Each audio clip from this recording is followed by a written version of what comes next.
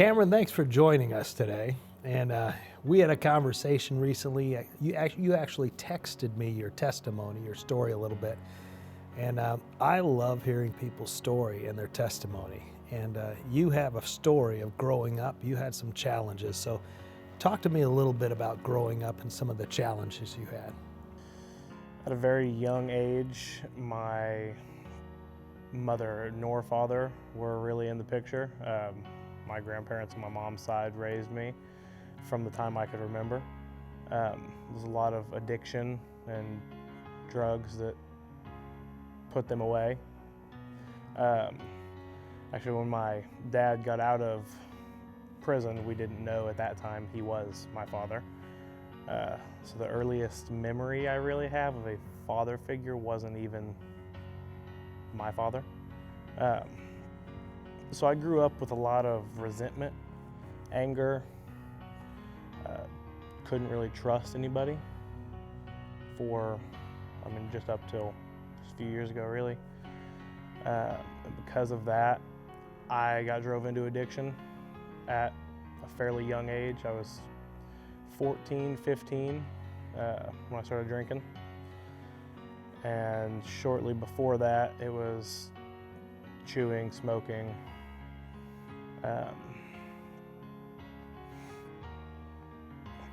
Just a lot of bad decisions. So you went down this bad road, started making some bad decisions, and stuff happened. Tell me about some of the stuff that happened. Well, a lot of those bad decisions led me to hang out with the wrong people. I'd be out 2, 3, 4 in the morning still, partying, hanging out. There's been a lot of depression, anxiety, suicidal thoughts. I mean, to the point where I've felt like every being in my body was pulling a trigger and nothing was happening. I physically could not do it. I've had 3 wrecks that should have killed me. How they didn't, I thank God every day.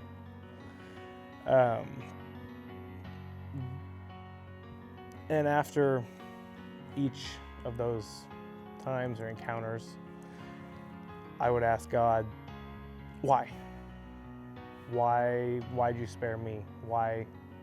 I'm not worth it. Why? I don't want to be here.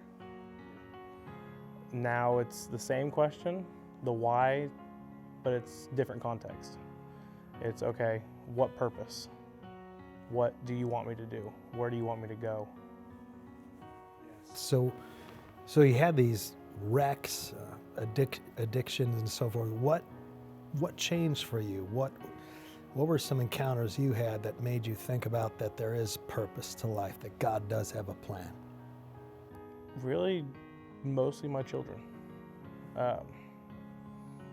My youngest, when I finally figured things out,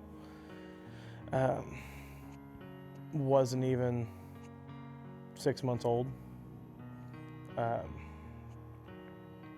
And I couldn't see leaving them with no one. I had to figure things out. My fiance said one night, hey, let's go to, this was Life Church still at the time, and let's go tomorrow. We know the Droulards real well. My fiance was family friends with them growing up since she could remember. And I've known Angie from when she used to work at the pool, from when I was like 5, 6 growing up.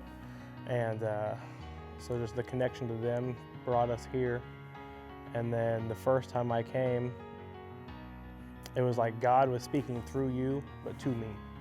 It just felt like there was nobody else in the room. And it was just a conversation. And ever since then, I had stopped drinking shortly before that, and it was still a real struggle daily. But since then, it hasn't been a struggle. I haven't had any alcohol since April 18th. of 21, and I have just within the last 2 months, 3 months, stopped all tobacco, nicotine. Wow, that's amazing. And you started putting some disciplines in your life, like Bible reading, and so you did not have a church. No. When I was real young, my grandfather worked at the First Baptist Church here in Augusta, and I would go to Sunday school. And I would go with him if I didn't have school or something to the church, but I'd mostly just sit in the library and watch movies or play or something.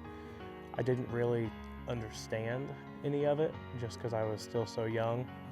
But we went to Mardell's one weekend and bought Bibles. It was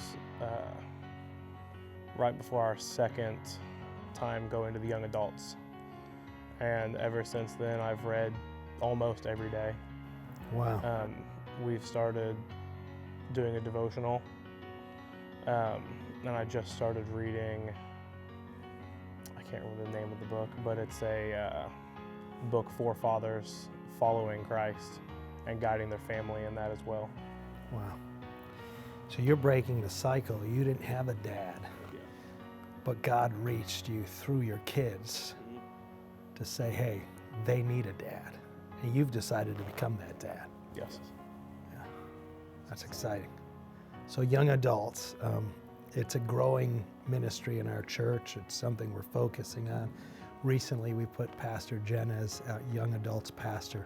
Talk to us about that group and what that's done for you. And that group has helped a lot. I'm a very social person, and I think most people around my age are. And I think that was part of my issue with the addiction and why it took so long to stop, was the people I was around. Is, okay, they're doing this, I'm not just gonna be the odd man out, sit over here and just be by myself. So finding people my age that are doing the same thing and following Christ and trying to figure everything out was really helpful, and I feel like Jenna connects really well with that age group. That's been a lifesaver. yeah, that's fantastic. Well, that's so exciting. And recently you've actually been using social media to glorify God. You've been posting about God, about scriptures and stuff like that. So that's different. That's different from the people that knew you growing up. That's got to be kind of it's a big change. Yes. So like if I were to go back and look before and now. Oh yeah, there'd be a big difference. I may have to do that. So, but that's fantastic. So you've been bold about your faith. You've been putting it out there, haven't you? Yes. That's been one thing, connecting what I feel and think to Scripture has been very helpful. I mean, one of the only things that really, before it set in, okay, my kids can't lose their dad, it was just the fear of God that stopped me from ending my life. And I mean, it says in Scripture that fearing God will keep you from sin. And it definitely did. Kamron, that's fantastic. Thank you for sharing your story, and thank you for breaking the cycle, because it's the enemy's plan to perpetuate destructive cycles like fatherlessness. Yes. But you've decided to break it, so I want to thank you for doing that, and thank you for being a true witness for Christ. Thank you.